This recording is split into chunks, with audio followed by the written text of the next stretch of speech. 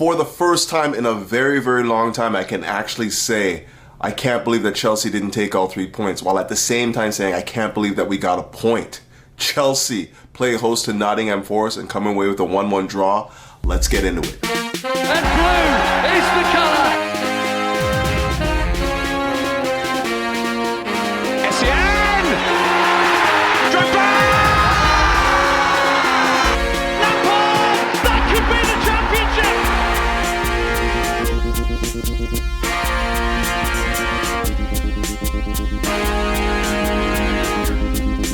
Greetings! Welcome back to Couch Critic with me, Dennis P, for what is your Chelsea match review, but more specifically, a tactical synopsis of Chelsea's performance against Nottingham Forest. But before we get into any of that, you guys already know you've been doing a good job of it lately, hitting the like button, hitting the subscribe button, hitting the bell notification button. We are trying to grow this channel, and we can only do that with your continued support.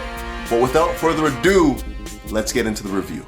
I gotta say it, guys, it feels good to be a Chelsea supporter again. After a couple years where we're just in the mud, in the trenches, just battling to scrape by with a 1-0, losing every now and then. It feels good to be in every match and having that fight back, that killer instinct that was synonymous with Chelsea of years past.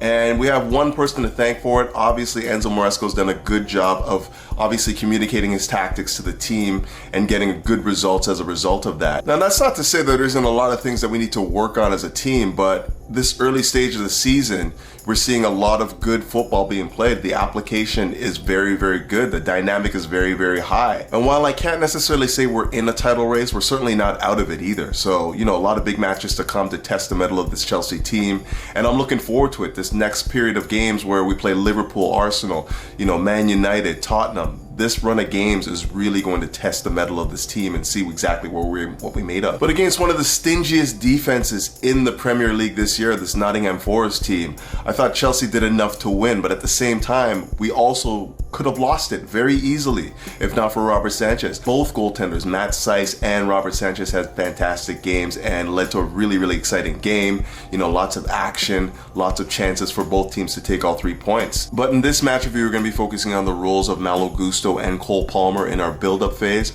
We're also going to be taking a closer look at Levi Colwill and the play of Noni Madueke. Now, one of the talking points from this match of the weekend with Nottingham Forest was the lack of involvement from Nico Jackson.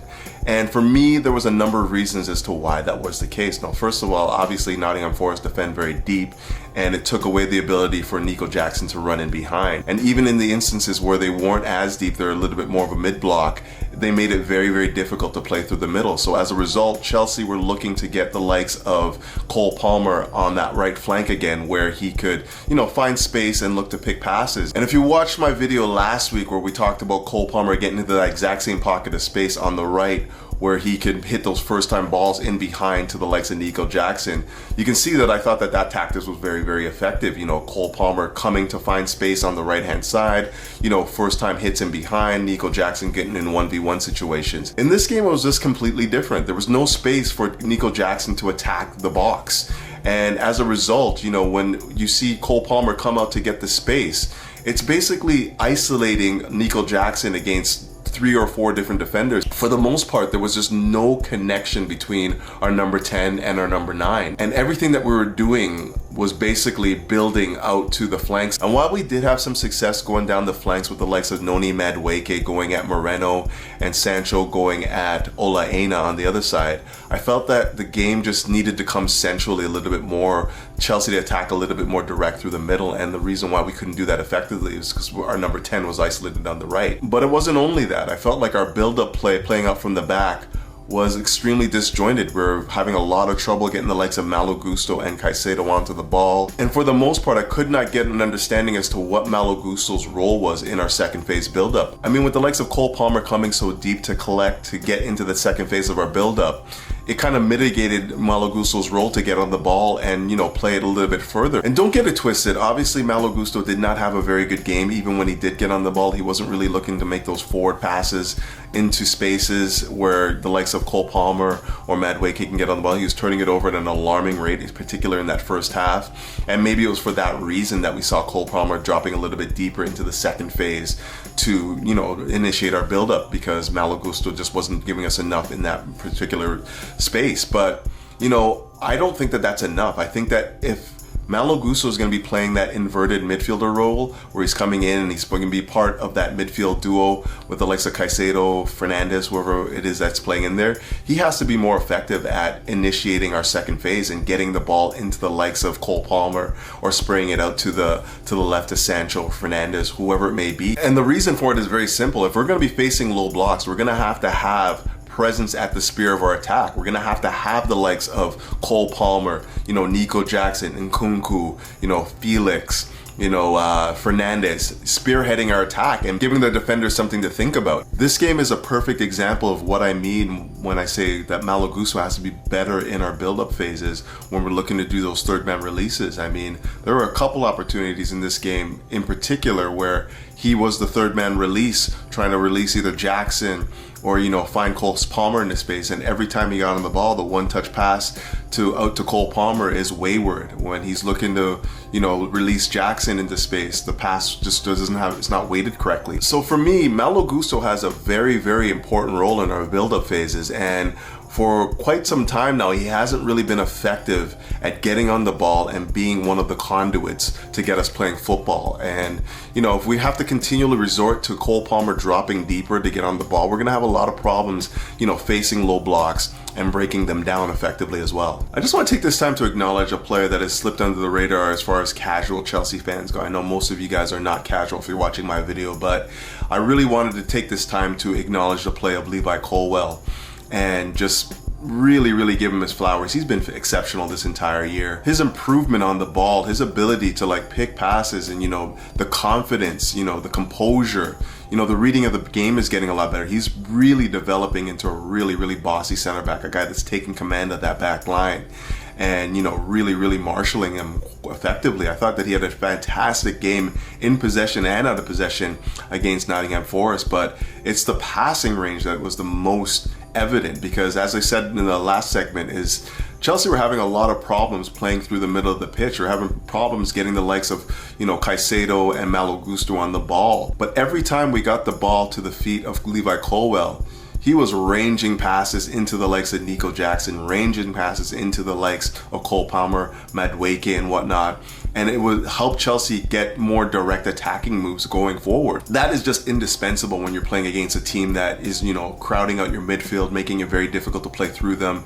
And, we're looking to be a little bit more direct in the attacking phases. So, Levi Colwill is a guy that divides opinion amongst Chelsea, Chelsea supporters, whether or not he can be that next, that real boss in the back and whatnot, the guy that can really take command of this defense and make it his own, a la, John Terry, a la Gary Cahill, in those really good years that he was with us. And I think that his leadership is the one thing that is really sticking out. Like in every melee, every little scrum, he's right there at the center of it. And he's got a making of a captain, a guy that you can rally around, a guy that can get into the huddle and command the respect of his teammates and whatnot. And if he continues to develop in this way, I think that we have a center back that we can build around. And it's just about now finding that deputy next to him. Now, to the surprise of no one that watches Couch Critic regularly, Noni Madueke is just a really frustrating football for me to watch. Gets into these incredible areas, has great technique and obviously good pace, decent pace, trickery and whatnot, and often has the beating of his man like he did against Alex Moreno on the weekend against Nottingham Forest. And the thing that is most frustrating is that he gets into these incredible areas all the time, and just when it comes to making the decision to either play somebody in on goal or, strike it with some real venom, he just seems to fall up short too often for me. I think that it's only really now become more evident because we're starting to see some synergy in our attacking sequences. We're starting to see some synergy and cohesion between the likes of Cole Palmer, Nico Jackson, Jadon Sancho, Cucurella. But with Noni Madueke, it just feels like he's not necessarily on the same wavelength as some of these attackers that I just mentioned. And it's sticking out like a sore thumb because we're starting to see this sort of identity in the final third, guys sharing the ball, understanding what they need to do when they get into the final third. And with Noni Madueke, it's always one too many touches, wayward pass, poor decision to shoot, not picking his head up and surveying the pitch to see somebody in a better position. It's usually a hit and hope when he's looking to cross, and all of this is leading to the unraveling of a very, very talented attacker in Noni Madueke. I mean, attacks are just dying at his feet.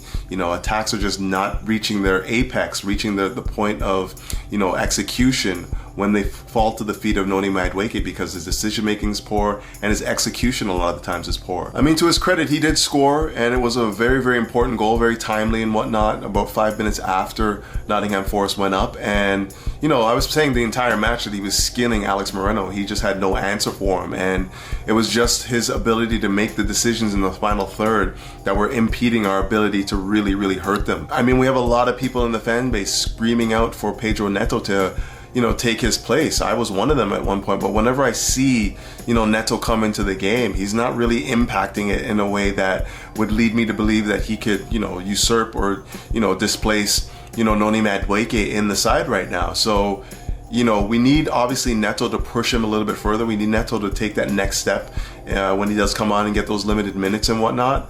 But we also need for Noni Madueke to, be more impactful when he gets the opportunities to hurt teams in the final third. And it just comes down to decision making more times than not.